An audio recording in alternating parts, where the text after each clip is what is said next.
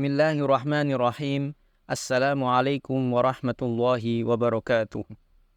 Alhamdulillahirabbil alamin. Allahumma shalli wa sallim ala sayyidina Muhammad wa ala ali sayyidina Muhammad. Sahabat beriman dimanapun Anda berada, tugas pertama suami saat awal nikah, yang pertama siap untuk mencari nafkah. Bagaimana caranya? Kata Allah, yang pertama, jangan takut kehilangan rizki. Jangan pernah mencuri. Jangan pernah mengambil punya orang. Karena punya kamu akan saya berikan sempurna. Kamu ngambil punya orang, maka kamu akan menyulitkan diri sendiri.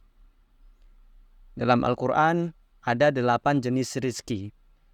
Di antara yang paling hebat, Anda belum jemput rizkinya, rizki sudah mendatangi kita. Jadi ada orang mendatangi rizki, ada rizki yang mendatangi kita. Al-Imam Asy-Syafi'i pernah berdiskusi dengan Imam Malik, gurunya. Kata Imam Syafi'i, ya Syekh, rizki itu mesti saya cari dulu, baru kita dapat. Kata gurunya, ya Syafi'i, ada rizki yang cukup kita beramal dekat kepada Allah, dia akan datang tanpa kita cari. Kata Syafi'i, mustahil. Kan kata Al-Quran, kita kerja dulu, baru rezeki datang. Kata Imam Malik, pelajari baik-baik ini, lalu amalkanlah. Rezeki akan datang. Maka berhentilah sampai di situ, lalu Imam Syafi'i pamit. Di jalan, tiba-tiba Imam Syafi'i mendapati ada panen anggur. Lalu beliau dipanggil sama yang punya kebun. Hai pemuda, sini, mau bantu gak? Kalau kamu bantu, kami akan berikan anggur. Maka beliau bantu memetik. Setelah selesai memanen, diberikanlah anggur yang besar-besar. Maka senyum senang beliau. Ternyata senangnya bukan karena dapat anggur. Senangnya karena merasa pendapatnya benar. Kalau saya nggak bantu panen ini, nggak akan dapat anggur. Karena saya bantu, maka saya diberi ini. Maka rasa senangnya inilah kemudian beliau bawa kepada gurunya. Ingin laporan. Tapi perhatikan ada beliau. Perhatikan kalimat Imam Asy-Syafi'i. Guru, tadi saya di jalan dipanggil oleh pemilik kebun untuk ikut panen anggur. Begitu saya bantu, saya diberikan anggur ini. Beliau tekankan pada kalimat, begitu saya bantu, saya dapat anggur ini. Imam Malik tersenyum, mengatakan, Masya Allah, kamu luar biasa. Siang ini begitu panasnya. Tadi saya mau keluar ngajar, terpikir di benak saya, ya Allah, kalau ada anggur yang besar-besar, enak rasanya. Tiba-tiba kamu datang bawa anggur ini. Jadi, kalau Imam Syafi'i kerja baru dapat sesuatu, sementara Imam Malik terfikir sesuatu, maka datanglah rizki. Kalau Allah sudah sampaikan, pasti terjadi.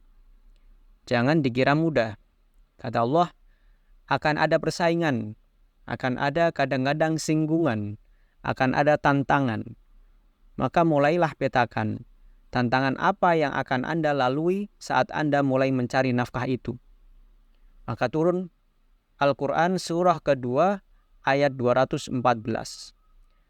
Am hasibtum an tadkhulul jannah. Hai, apakah mudah begitu saja mengira akan sukses dalam pekerjaanmu? Walamma ya'tikum mathalul ladzina min qablikum.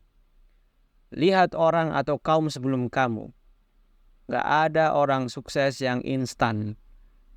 Cuman balikin telapak tangan, terus dapat. Tidak seperti itu. Kata Allah, lihat orang-orang hebat dulu.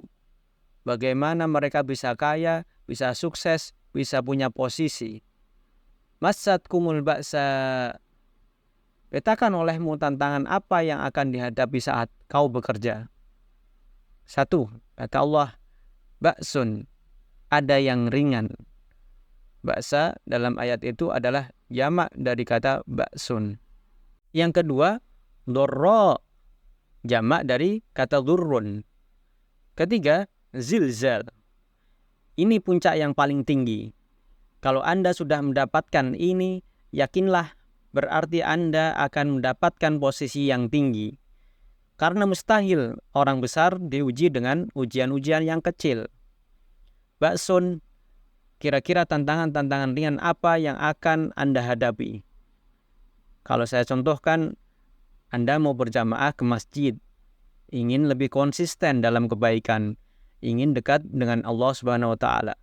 Yang dulunya enggak mau ke masjid, mulailah ke masjid. Diuji dengan hujan-hujan rintik kecil-kecil. Jadi kalau Anda mau berangkat nih, saat siap-siap, niatkan siap hadapi tantangan.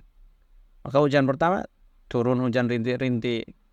Kalau kita tetap berangkat, berarti tantangan kecil itu kita lewati. Sekarang, kalau jalan macet, Anda petakan, cari jalan yang kosong, buka Google Map-nya. Kalau tantangan yang kecil aja belum bisa kita lewati, bagaimana bisa mendapatkan yang besar? Dorro, tantangan fisik. Dirincikan dalam Al-Quran surah ke-21 ayat 87 hingga 88. Kisah Nabi Yunus alaihi salam. Nabi Yunus beraktivitas, juga bekerja. Tapi bukan berarti tiada tantangan. Jadi dalam bekerja pasti akan ada tantangan. Misalnya Anda sudah hampir menang tender, tiba-tiba gagal diserobot orang. Kadang-kadang orang lain yang dapat padahal Anda yang ajukan. Itu biasa. Bukankah Allah ajarkan kisah Sayyidah Hajar alaihi salam dengan Ismail? Bolak-balik naik sofa Marwah, ke atas, ke bawah bukit. Lalu melihat peluang ada air. Ternyata bukan air. Lalu yang kerja keras Hajar, yang dapat Ismail. Saudaraku sekalian, setiap keringat yang keluar dari diri kita, pastilah akan melahirkan manfaat yang kembali pada diri kita. Tapi yang paling dahsyat, ketika Allah menjelaskan semua tahapan-tahapan tantangan ini sampai ke puncaknya, zilzal. Zilzal, kalau di bahasa kita artinya gempa. Maksudnya, ada ujian yang mengguncang hati kita. Ketika Anda kerjakan, tantangannya dahsyat. Kok nggak selesai-selesai ya Allah? Itu wajar teman-teman, itu biasa. Kata Allah, orang dulu saja mengatakan, mata nasrullah. Kapan ini selesai? Maka berbahagialah kalau Anda sudah mendapatkan tantangan puncak yang paling tinggi. Ini artinya Allah sedang mempersiapkan Anda menjadi orang besar di kemudian hari. Sahabat beriman yang dirahmati Allah Subhanahu wa Ta'ala, silahkan simpan dan share video ini agar senantiasa kita menebar kebaikan. Sekian dari saya, semoga bermanfaat. Wassalamualaikum warahmatullahi wabarakatuh.